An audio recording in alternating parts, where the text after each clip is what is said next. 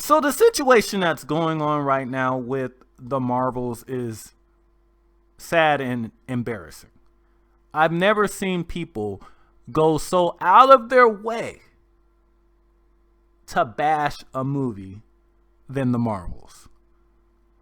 I thought that Terminator Dark Fate would be the most extreme case of this. Oh no. The Marvels. The Marvels definitely takes the cake. And it's pretty sad because, like Terminator Dark Fate, people started bashing this movie before trailers even existed, before anything existed about this movie. People were already bashing the movie. So after making these countless videos over the past year or so bashing this movie, it doesn't matter the quality of the movie. It doesn't matter if the movie ended up being good or bad. It could be the perfect movie, but these same people are going to find a way to bash this movie.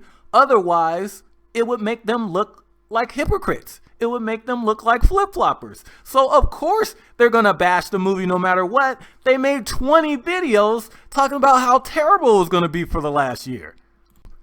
Let's not forget about the weird agenda against Brie Larson, where they spread this lie claiming that Brie Larson hates white men, when in fact all she really said was that she wanted a more wide variety of opinions when it comes to press, and movie reviews. But followers of these kind of channels will not bother to actually do the research and actually watch the full footage of what she said because it doesn't suit their agenda. Let's also not forget about this thinly veiled racism that's getting thinner, that's being disguised as constructive criticism on all of these Marvel projects.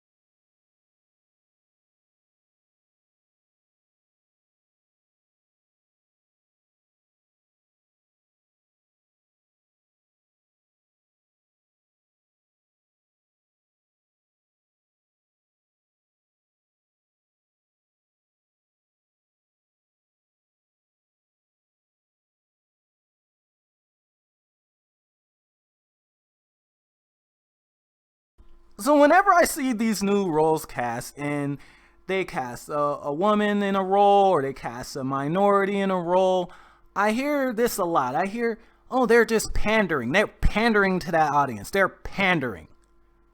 Pandering. Do me a favor. Go to the mall. Go to a movie theater and look around. You'll see people of all walks of life.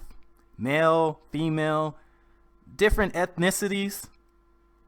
Yet, up until a few years ago, 99.1% of the people you would see in these movies were white. But that's not pandering, right? Oh no, they were just the most qualified for the job. Shut up. Now, when I see a bunch of people criticizing something or bashing something, especially when it's something I know isn't bad, I go back, I do the research, and I go back and look at what these people have criticized in the past and see if it matches up to what they're criticizing now. And I noticed a trend, and it's definitely happening with this movie. With people, whenever there's a female director or a director of color, or, God forbid, a female director of color, all of a sudden everybody wants to get hyper critical about things that they weren't critical of in the past.